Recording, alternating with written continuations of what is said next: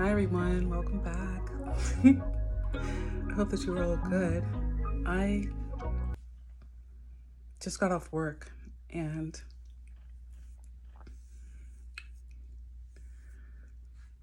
I took my twist out because I'm gonna get my hair braided tomorrow.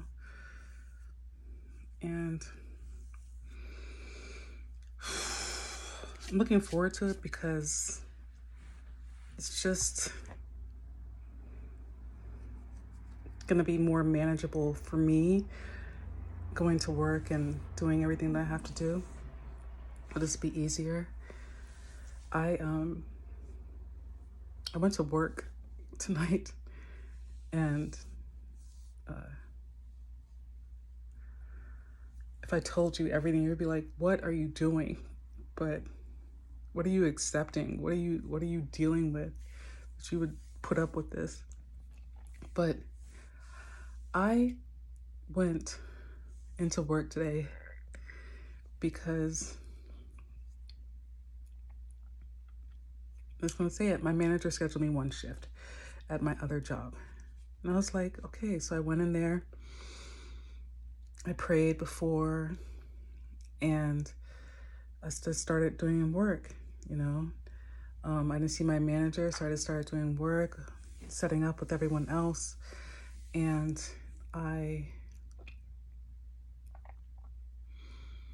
then he called me and he was just like, can I have a word with you? And I was just like, okay, all right, I'm getting fired. But inside, right, I was just like, I'm kind of all right with that. But of course, no one wants to get fired at all. So he invited me into his private room and the chef came and she sat down and they talked to me about like what they can do more to make me feel more part of the team and make me feel like, I guess when jokes are made, I should participate more or laugh more. And in my head, I'm just like, if you go to work with these people all the time and they say the same thing all the time, then what are you actually laughing at? You can't really keep laughing at the same joke until it becomes almost redundant, and then you're just like, you just either walk away from the situation or just do as much work as you possibly can do until it's time for you to go. And then that's what I was trying to do in those situations because a lot of these jokes aren't funny. And again, they were being repeated day after day after day after day after day, and you just hear the same thing. You're just like, what are you doing? What are you putting up? What are you allowing yourself to absorb? So they're having a conversation with me and they're talking to me about like, what can we do to make you better here? Because people really love you and they request you a lot. And I was just like, okay. So I don't know how to say, I didn't bring this up, but on my mind at that point was like, the reason why I'm in this, I guess, pickle or was in that pickle, because right now my mindset is like, I am not there anymore. I'm present and I can do my work, but I am not tied down to this place anymore. And so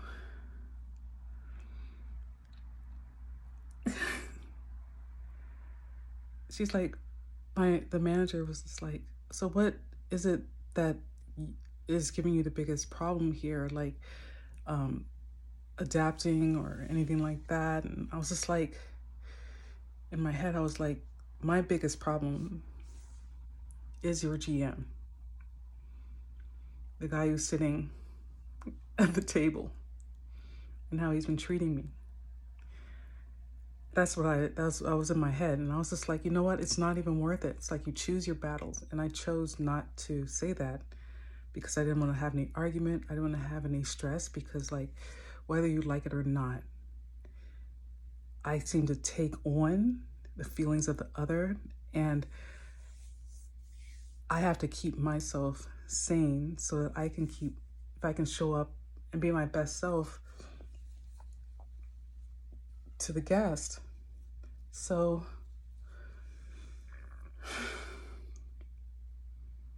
this is what they said to me.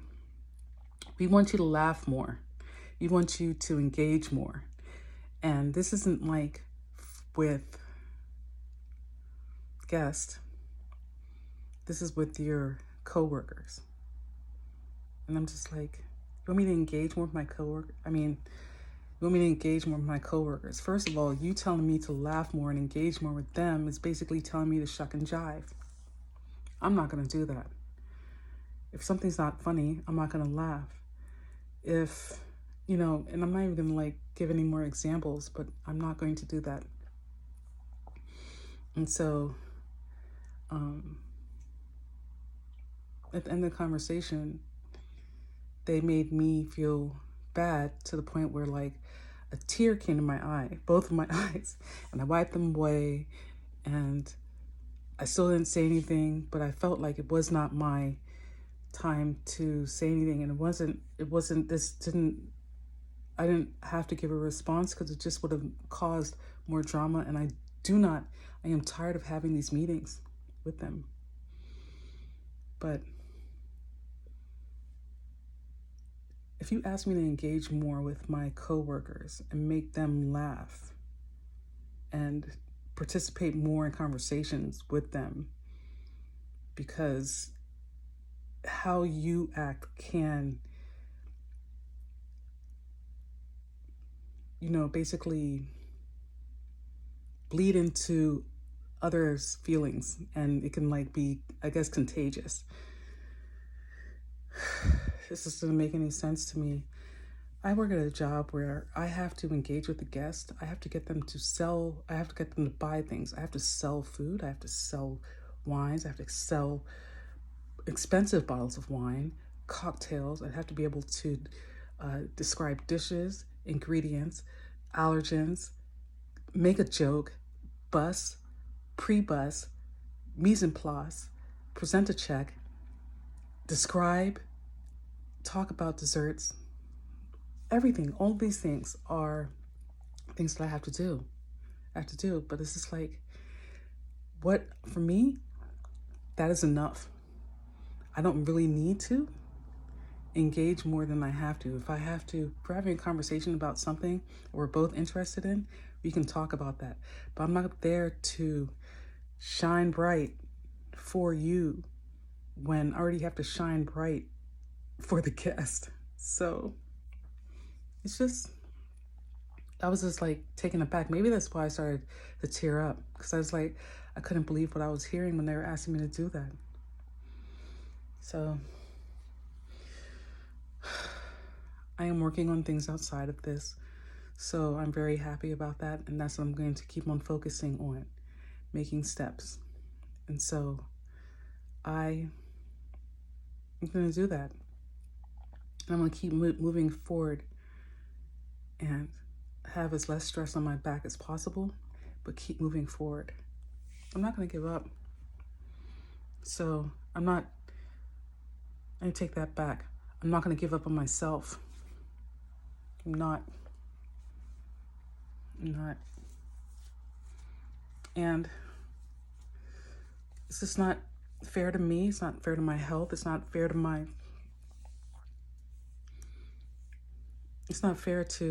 it's just not fair, because I can't keep being sympathetic for everyone else and forget how I feel, or if anything, dismiss how I feel. I'm not going to be vocal about a lot of things. There's a time and place for an argument if it is needed, but you have to think about these things before you make these arguments or make that decision to engage into an argument, because it's not absolutely worth it. And unless it is absolutely worth it. So I just want to let you know that, like, if you're going through anything difficult,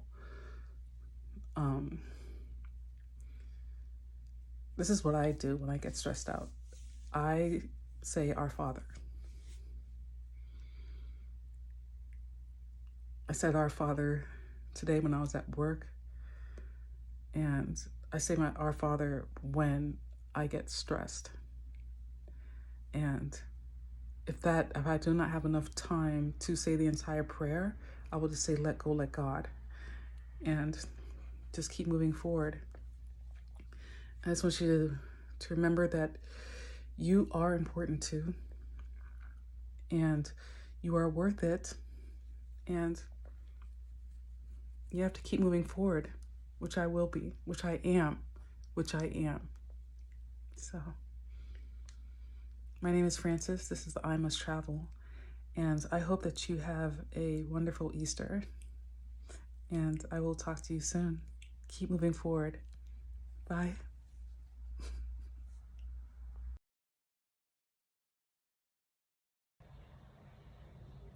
I went and got my hair done today.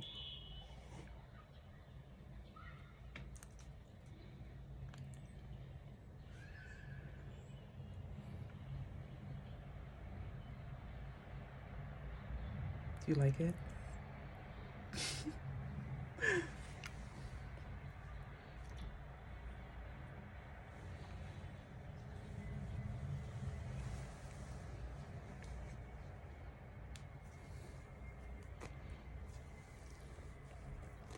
So these are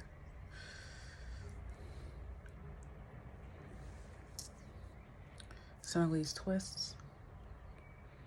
Forehead looks ginormous. I have to really work on my hairline. Bring it back if I can.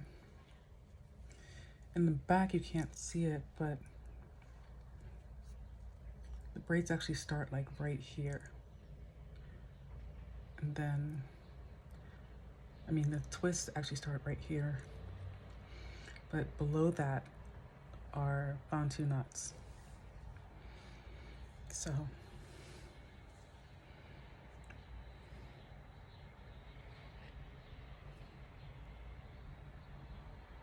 wow.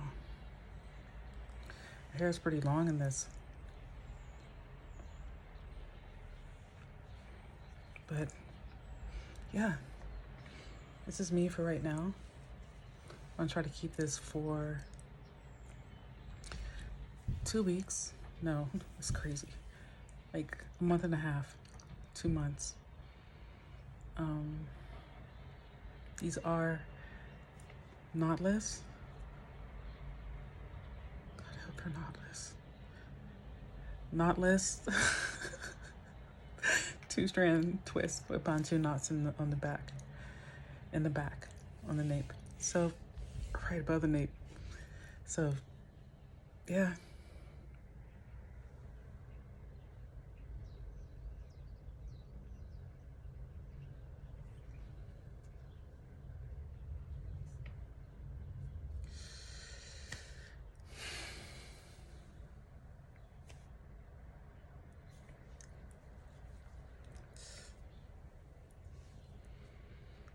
I got my hair done at Sugar Braids. And these cost $260. And I believe the reason they cost $260 is because like the back isn't done and they're in the knots instead. I just didn't want a lot of weight, and I wanted to look out for my hair. You know, my goal is a Diana Ross moon, like in the caricatures, and in real life and in caricatures. Like that's my goal. Trying to do the best I can, take care of it, best way I can, and then keep on just being more intentional about my hair health. I am gonna color my hair, but she did a really great job. There was only one person working on me. I got there at 9. I didn't leave there until to washed it, and then I put in leave-in conditioner. It was a rinse out or leave-in conditioner, and I put that in first in the shower, then I rinsed that off, and then like I detangled each section with the unbrush, which is like a godsend for whoever invented that. Thank you. I detangled each section and then put a little bit more leave-in conditioner in, and then put them in like jumbo twist like you saw in the video. And then, did I show you? I think that's just it was another video that I made last night. But I got there and my hair wasn't soaking wet. It wasn't, because it was pat. Like it had moisture. My hair holds a lot of moisture, like a sponge. And so I did get all the excess water, but you could still feel it, especially underneath. You can feel how moist it is. And so how generally wet and close to the scalp it is.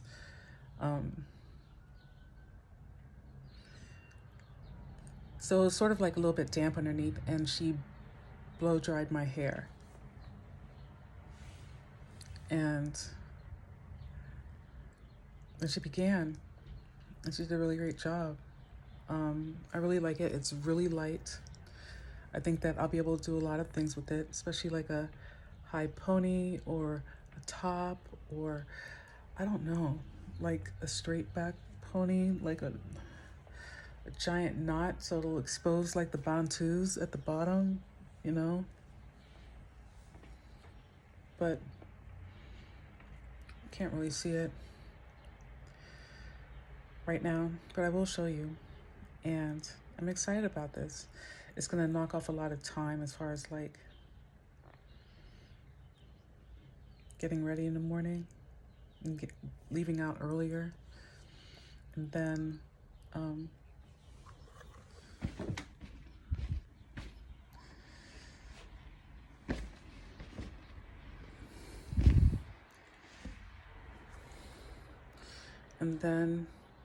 yeah, I'm just really pleased with it. I'm really pleased. And it was quick. The last time it was even quicker, but that was like, she had 2 people. It was the same girl, but she had someone assisting her, and it went a lot quicker. But like, I was really patient. She was really nice. It wasn't really tight. Like there were certain twists that were, but it wasn't like, I would say like out of 100, maybe like I felt like a tightness or a pull, like maybe like 6 times. I'm not even exaggerating. Seriously, she knows what she's doing. I like this size. This is small, medium. And I'm very pleased. I'm very pleased. This cost, because of the size, and I think it's because I'm doing two things it is because I'm doing 2 things at once with the bantu knot and the Senegalese twist, the knotless Senegalese twist. Then I just feel like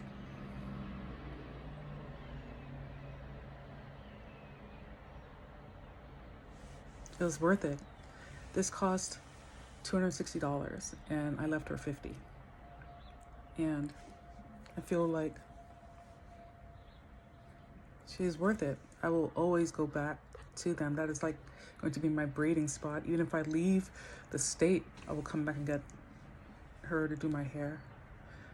As far as like the Senegalese twist or any braiding situation, I feel like you can be as creative as you want to, and I like that with your style. And they'll like do their best, you know, to bring that vision. And so, sugar braids. And hello, spring. My name is Frances. This is the I Must Travel. Thank you for joining me. And things are just gonna get better.